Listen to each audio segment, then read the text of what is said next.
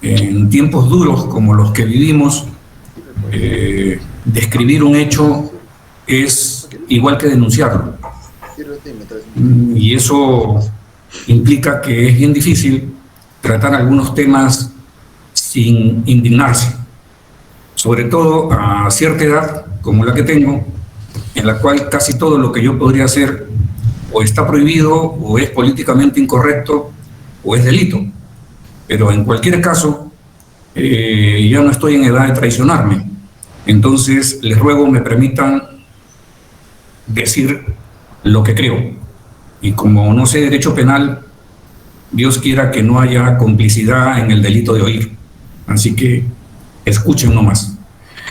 Andrés, si puedes colocar el PowerPoint que te he pedido y luego que la amiga lo vaya avanzando. Sí. Si fuera tan amable, hay una opción allí para presentar la diapositiva sin perjuicio de que nuestra asistente en esta tarea, la señorita Daisy, nos pueda ayudar. Yo lo he puesto. ¿Se ve, no? No lo vemos todavía. Doctor, disculpe, ¿le ha dado la opción de compartir pantalla completa? Hay dos opciones. Ay, usted podría hacerlo desde donde está, porque para eso se lo pasé. Y si usted lo puede conducir, sería mejor. A ver, no se preocupe, doctor, vamos a compartirlo de la plataforma.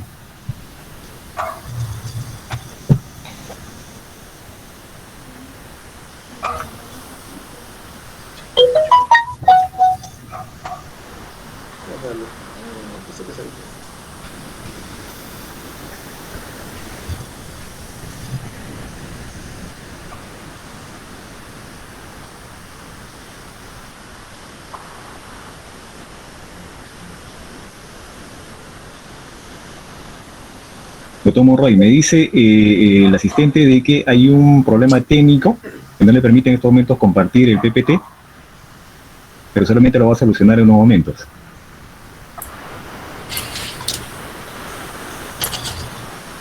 Disculpa, si no va posible, sí, que nos vaya adelantando unas ideas mientras solucione ese problema técnico, le voy a estar muy agradecido.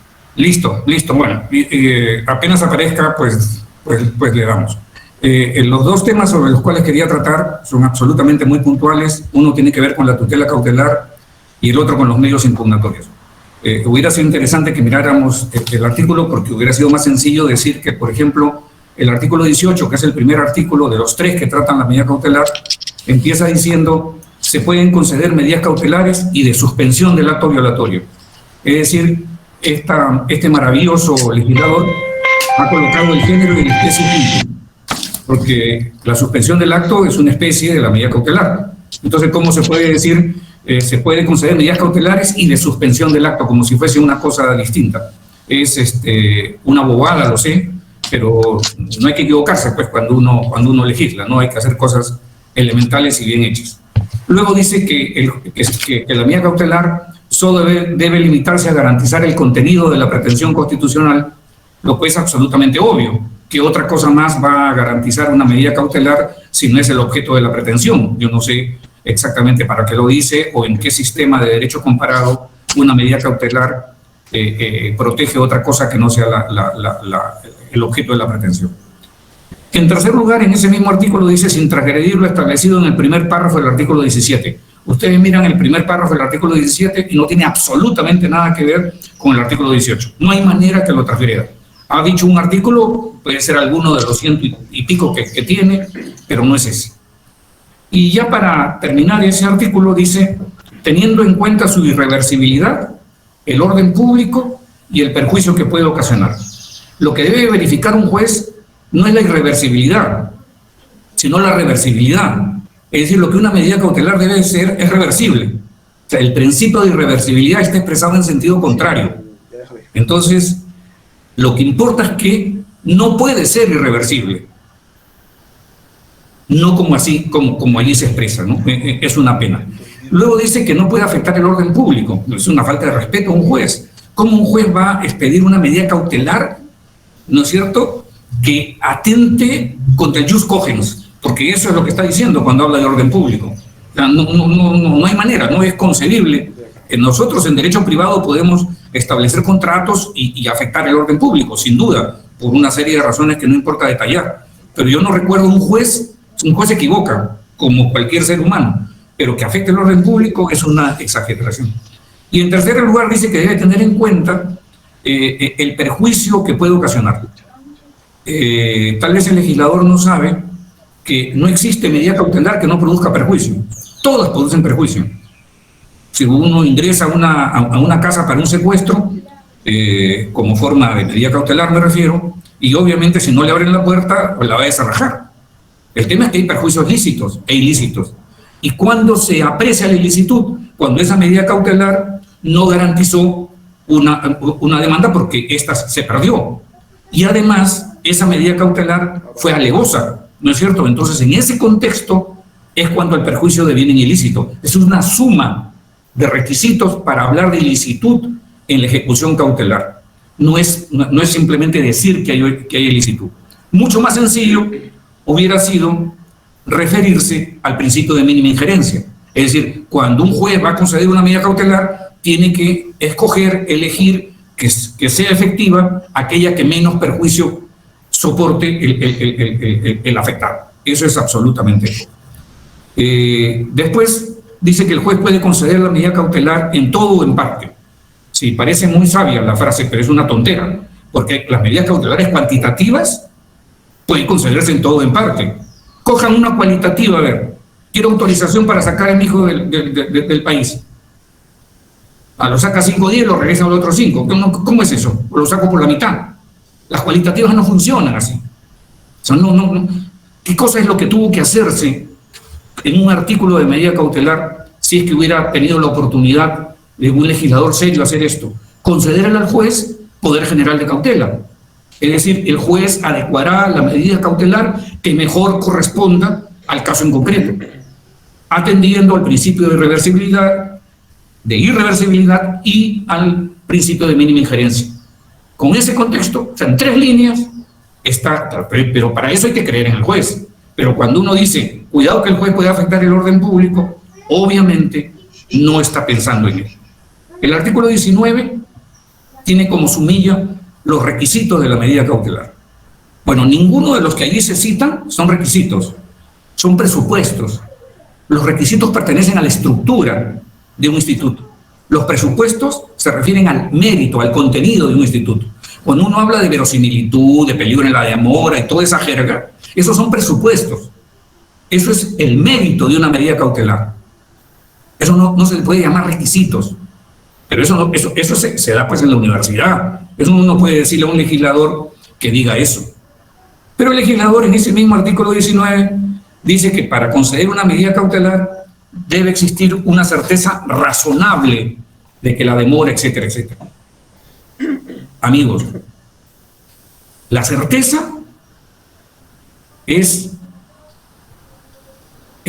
hay muchas palabras ajenas en sede cautelar, pero probablemente la peor de ellas sea aquella que está referida a la certeza. Toda la materia cautelar es provisional, es variable. Si hay algo que reina dentro de lo cautelar, es lo precario, porque no está hecha para afirmar nada allí. Yo no puedo pedirle a alguien una medida cautelar que me autorice a vender las acciones, porque nunca más vuelven a aparecer las acciones, pues pasa uno, pasa el otro, me siguen. Eso es. Entonces, ¿cómo puede alguien usar la palabra certeza en un capítulo cautelar? Eso es absolutamente de locos. Y luego dice, la certeza porque la demora en su expedición pueda constituir un daño irreparable. Como el único sujeto de la oración es la medida cautelar, ¿sabe qué? Parece que lo que ha querido decir el legislador, que es una tontera, por supuesto, es que la demora en concederse la medida cautelar es la que la misma medida cautelar garantiza. ¿Es que el único sujeto de la medida cautelar? ¿No hay otro? El único sustantivo, quiero decir. O sea, yo entiendo que se puede escribir mal, pero tampoco hay que abusar, ¿no? O sea, el lenguaje, si hay algún lugar en el cual tenemos que ser prístinos, es en el momento de legislar. Es casi la única opción que se tiene. El artículo 20 se llama conversión de la medida cautelar. Y en su primer párrafo dice una cosa notable. Dice que la medida cautelar se extingue de pleno derecho y luego dice que se puede convertir en medida ejecutiva. Bueno, esa, el artículo 20, coloque por favor. Esa es una barbaridad, sin duda, porque lo que se extingue se muere, pues. ¿Cómo vas a convertir lo que se extingue? No se puede, ¿cierto? Claro, porque lo que contenía el código y lo que quiere decir es lo siguiente. Cuando acaba un proceso, la medida cautelar se convierte de pleno derecho en medida ejecutiva. Pero si el caso se pierde, la medida cautelar se extingue, pues. Pero no se puede extinguir como género, porque si se extingue, se acaba, pues. ¿Y cómo vas a convertir lo que se... O sea, con los muertos no hay manera de convertirlos en algo que más o menos funcione. Eso es lo que intento decir, pero eso es lo que indirectamente dice el código. Por otro lado, habla de la conversión a acto de ejecución, sin darse cuenta que la única conversión que es factible es en las medidas cautelares coincidentes, porque las que no son coincidentes no pueden tener esa calidad, porque las no coincidentes regularmente funcionan como coercitivas. Entonces no pueden convertirse a nada porque su función es totalmente distinta. Solo las que coinciden con la pretensión son aquellas que se pueden convertir. Por otro lado, hay un párrafo en ese artículo 20 que hace referencia a las costas, pero este es un tema que apareció en el Código Procesal Civil y después nos demos cuenta lo terrible que es. Las costas y costos no se pueden regular incidentalmente, porque todo va a depender de la pretensión principal. Entonces, cuando tú liquidas un incidente y faltan 3 años para que acabe el proceso, no vas a hacer pagar al que perdió el incidente, porque después ese que perdió el incidente va a ganar el proceso, no sé si me explico, y entonces vas a hacer retorno. O sea, no tiene lógica liquidar las costas y costos de los incidentes. Sin embargo, en un homenaje, obviamente muy reconocido, a la torpeza, dicen que se puede hacer así. Y luego afirman que se puede promover la declaración de responsabilidad cuando la medida cautelar ha causado perjuicios y obviamente se trata de una sentencia infundada. Eso no es cierto. Lo que uno pide cuando hay una medida cautelar, que la sentencia ha sido infundada y hay daños que se pueden reclamar, lo que uno pide es una condena en daños, pero es una pretensión de condena. Y como todas las pretensiones declarativas, una pretensión de condena contiene declaración más orden de pago. ¿Para qué sirve una declaración de responsabilidad? Para diploma. O sea, no tiene lógica decir eso. Suena bonito, suena interesante, suena medio misterioso, pero obviamente es una tontera. En todas las pretensiones de condena está implícita la declaración de condena, ¿no? Fulano le debe a Mengano 100 y 2 que le pague. Y ya después vendrá la ejecución, pero no se pueden separar. No va a haber nunca ustedes van a ver una sentencia de condena, porque si no, no valdría la pena que diga que se le condena, pero no se le ejecuta. No tiene razón de ser. Luego, porque estamos con el tiempo medido, pasaría a los medios impugnatorios. En los medios impugnatorios, el tema probablemente más importante haya sido, si pueden colocarlo en la lámina 6, amiga, es que ha eliminado la fundamentación del recurso. Es decir, hemos vuelto a 30 años atrás y en estricto a 2 siglos atrás. O sea, hoy día yo puedo decir apelo y con eso me voy a la corte.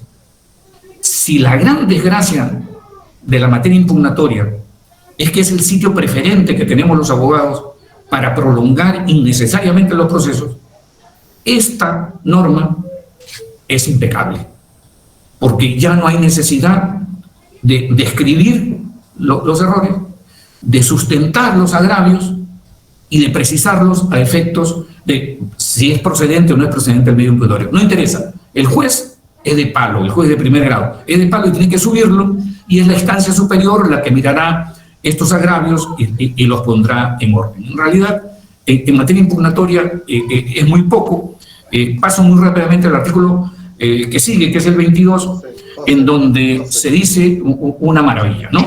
Se dice que hay recursos de apelación sobre las partes, sobre aquello que las partes consideran que los agravia. Nadie te dice que no juegues, pero no... Ustedes me van a disculpar, pero yo nunca he leído algo más estúpido que esto. O sea, es obvio que los recursos son para cuando uno lo agravia, pero... O sea, ¿qué pasa si yo demando algo y gano en todo? Me dan costa, me dan todo. No, pero ¿sabes qué? Yo apelo, ¿no? El doctor, ¿y cómo lo agravio? No, yo apelo. Yo sé que ustedes me van a alargar con el recurso y seguro me pondrán una multa. Y merecería más de repente. Porque el agravio es esencial, pues el agravio, como el vicio, ¿no es cierto? Esa descripción es la esencia de la teoría impugnatoria. Entonces, ¿cómo puede decirse eso? Y encima todavía, porque la gracia es equivocarse, dice que procede apelación contra las resoluciones. Entonces, a mí me da miedo, porque eso va a significar que procede también contra los decretos, que obviamente es una resolución. Y como hay gente que todo lo que quiere es demorar, va a meter una apelación contra los decretos. Y como el juez de primer grado no puede decir nada porque todo se ve en la corte, van a subir apelaciones sobre decretos. Tonteras, ¿no? Pero van a subir, bueno. Porque uno dice tontería de afuera, pero ponte a trabajar de juez y mira tú la cantidad de basura que te llega todos los días y que hay que procesarla. Y hay que procesarla hasta más allá, obviamente, del tiempo razonable que uno tiene para hacerlo. Pero eso ocurre. Y ese artículo 22 también contempla la apelación por saldo. Yo les quiero contar que en doctrina y legislación comparada no existe la apelación por saldo. Existe la casación por saldo. La apelación por saldo es una novedad. Es una novedad cuyo origen y destino no es otro que estoy en ejecución de sentencia y de repente se produce una alteración severa a la manera como se ejecuta. Entonces, como el legislador no cree en el juez, porque la esencia de este código esa diferencia del Código Procesal Civil, que no hay que creer en el juez, entonces, desde la ejecución, uno puede irse al Tribunal Constitucional. En el Tribunal Constitucional, mi experiencia es que no hay nada que se vea y que se conozca en menos de 2 años y medio. Entonces, un proceso de amparo que está en estado de ejecución se va a ir al tribunal para que sea visto algún día, para que el tribunal afine la ejecución y regrese. Eso es lo que se va a ver. ¿Por qué se produce esto? Yo creo que la razón está en cosas adicionales que la voy a decir en el artículo 24 casi para ponerle fin a esto. Pero en el artículo 23 hay un trámite de los recursos de apelación que es una maravilla. En la apelación del amparo, por ejemplo, se eleva al superior en el plazo de 2 días. Y se fija fecha en 5. Ojo, sala superior, y se resuelve en 10. Son días, no estoy hablando de meses. Quiere decir que en esta feria de la celeridad nadie se ha puesto a pensar cómo es que se ejerce realmente la profesión y cómo es que se juzga en un sistema judicial que hasta ahora, desde que somos república, no ha pasado del 1.40 del presupuesto. Ahora está en 1.32 con lo que han dado hace una semana. Porque esa es la gran lucha, que obviamente los jueces no la dan, los abogados tampoco, porque no nos interesa que esto se demore para hacer más chicana y el asunto queda absolutamente como está. El superior jerárquico fija la hora y la vista de la causa en el plazo de 5 días. Es decir, todo esto obviamente es una feria de la celeridad absolutamente mentirosa, ni siquiera da para un cuento. Es realmente una cosa, una ópera bufa, ¿no? Esto es para llorar. Pasamos al artículo 24. El artículo 24 dice una cosa así muy pacata. En el TC es obligatoria la vista de la causa.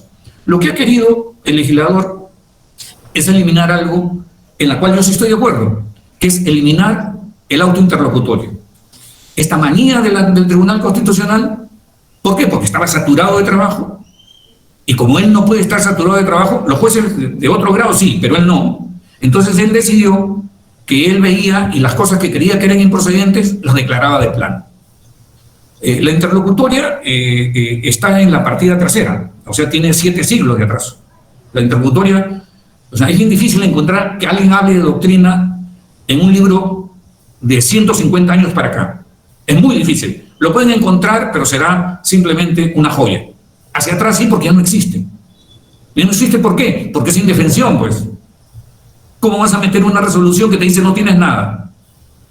No. Para eso es un transcurso de siglos. La Corte Suprema Americana puede sacar certiorari negativo, pero en base a algo que está en la esencia de lo que ella hace. Por eso nunca pasa de 100 casos al año, por lo menos en los últimos 15 años. Pero para eso hay un trayecto. Lo que pasó es que la Corte, el tribunal no sabía qué hacer con el alud de casos de amparos y de varios corpus que le llegaban. Y la salida fue esa.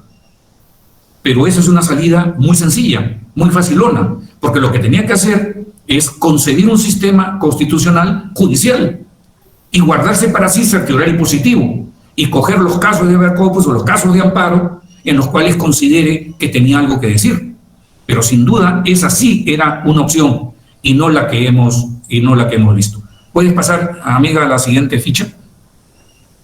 La siguiente ficha es la única que no se refiere ni a materia cautelar ni a teoría impugnatoria, y es la última sobre la cual voy a tratar, que tiene que ver con los medios probatorios, porque aquí sí, salvo que me equivoque, aquí hay algo escondido que lo tenemos que aclarar. Para empezar, en doctrina no existen los hechos trascendentes. Existen los hechos constitutivos de una demanda y los hechos impeditivos, modificativos y extintivos. Esa palabreja no existe, pero vamos a suponer que hechos trascendentes tienen que ver con hechos constitutivos. Bacán, no hay problema, se puede aceptar. Y luego hay un desarrollo que parece, a mí me generó la confusión, parece que se estaba refiriendo a la teoría de los hechos nuevos propios e impropios que está en el Código Procesal. Yo creí que se refería a eso. Son propios cuando son importantes y ocurren durante el transcurso del proceso, y son impropios cuando han ocurrido antes, pero se acredita que nunca se pudo saber. Ese es el hecho nuevo propio e impropio. Pero es el hecho el que irrumpe, y entonces, sobre la base del hecho que irrumpe, se dice: señor, tengo esta prueba sobre este hecho que ha irrumpido. Sea propio, porque ocurrió después de la demanda, o impropio, cuando ocurrió antes, pero le acredito al juez que yo no tuve oportunidad de hacerlo. Eso es hecho nuevo propio e impropio.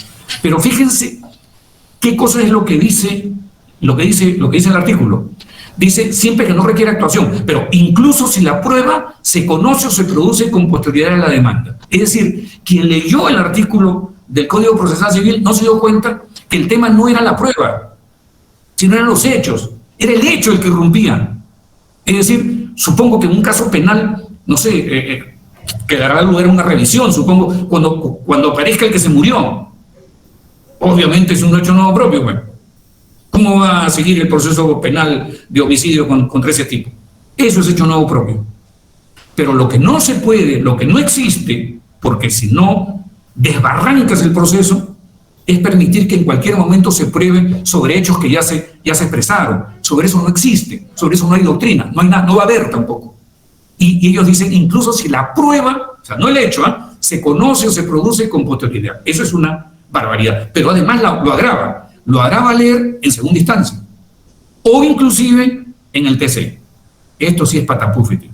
Y esta norma es tutela de urgencia. Esta norma ni siquiera, se lo juro, ni siquiera si en un conocimiento pleno, eso de 50, el más largo que tiene el Código Procesal Civil, esta norma entraría, porque es demasiado morosa. Sin embargo, esta es la norma que está regulada. Créanme, no tiene sentido, no tiene lógica, no es que uno se oponga, sino que no hay posibilidad de oponerse. Esto no tiene sentido siquiera. Y empiezo a acabar para no molestar a Andrés y para esperar las preguntas que importan.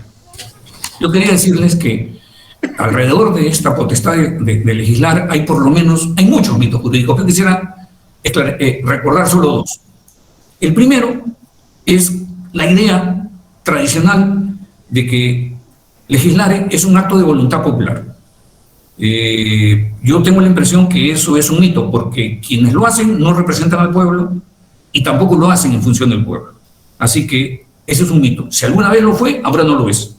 Así que no repitamos candideces. Rousseau y todo lo demás tiene su lugar en la historia, pero eso es falso. Y en segundo lugar, hay una regla democrática que, como dice Gramsci, es una utopía. La regla democrática más importante es la siguiente: todos tenemos derecho a elegir y a ser elegidos. Esa regla está quebrada. Porque hoy día, eventualmente podemos votar, podemos elegir, pero ya no podemos ser elegidos, porque ya no importa cuán bien nos formemos, ya no interesa la solvencia espiritual para ser legislador, interesa la solvencia económica. Lo que quiero decir es que hoy día un legislador es cualquiera, y en muchos casos, un cualquiera. Ese es el estado de la situación. Por eso es ingenuo que algunos productos como el que estamos comentando nos sorprendan. Pero ocurre, pues. Hay algunas leyes que están más allá de nuestra capacidad de asombro, y creo que este es el caso. Entonces, ¿cómo nosotros hemos tenido gobiernos que jamás han pensado en el sistema judicial, que viven permanentemente arrinconados al juez? Este código lo prueba. Quiero decirles que es absolutamente imposible, y alguna vez lo dije esto, pero no delante de jueces, pero se lo digo, que pueda hacerse un cambio procesal sin conocer la opinión de un juez. Yo sé que sus carencias salariales son terribles, que el trabajo es inhumano, pero no se puede hacer. El Código Procesal Civil del 93 se dice fulano, sutano es el padre del código. Eso no es cierto. Pero sí hay un padre del Código Procesal Civil. Fue un juez, se llamó Juan Vergara Gotelli. Yo no hubiera sabido absolutamente nada de lo que es la función judicial si no hubiera estado más de 8 o 10 meses siendo juez superior suplente a su costado y nutriéndome de él y siendo él miembro de la comisión. No se hace proceso desde el escritorio. Déjense de tonteras, déjense de validades. Este código sí requería una reforma, pero obviamente por quienes lo estaban sufriendo, o sea, para quienes la realidad es una fuente, no un obstáculo. Pero esto es lo que tenemos y es una desgracia. Pero los jueces y los que nos sentimos jueces sabemos vivir en la desgracia. Esto más bien nos alienta. Yo creo que hay que sacar provecho del desastre. ¿Y cómo se hace esto? Yo creo, en primer lugar, amigos, y esto es el final, que un juez constitucional no es el juez de la Constitución escrita, sino de las reglas de juego esenciales de la comunidad, es decir, de los valores constantes de la comunidad. Eso es la Constitución. No esta candalejonada de discutir el inciso tal o el inciso cual. Es la diferencia entre estructura y función. O sea, no son pocos los casos en los cuales ustedes tendrán que decidir entre si cuidan la letra o cuidan la realidad.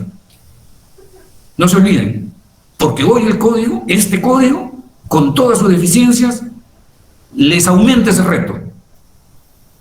Lo que quiero decir es que la función de un juez constitucional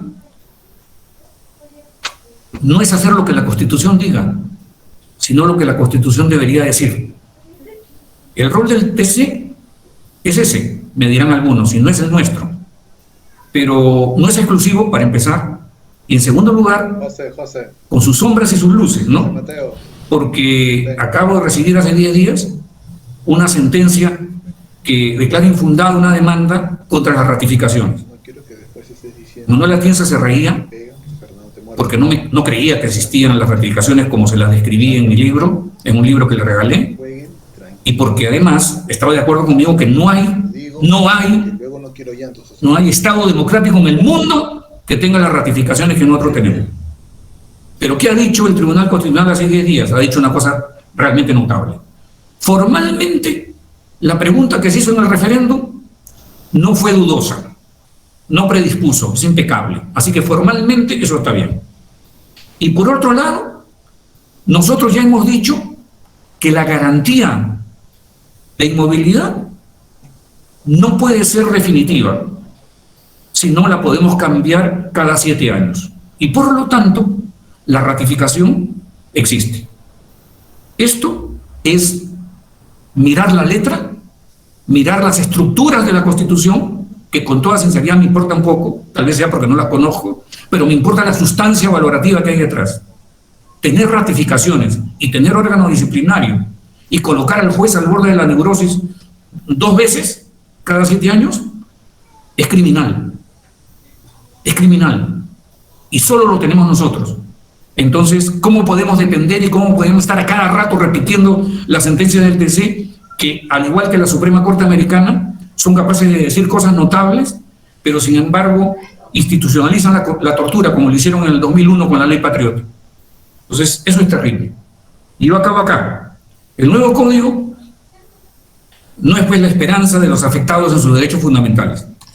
Lo es la aptitud del juez peruano para imaginar, porque esto es importante, una comunidad de iguales, solidaria, libre, y actuar como un colectivo y hacer decir al código lo que debió decir, no como está. Nada más, gracias, Andrés.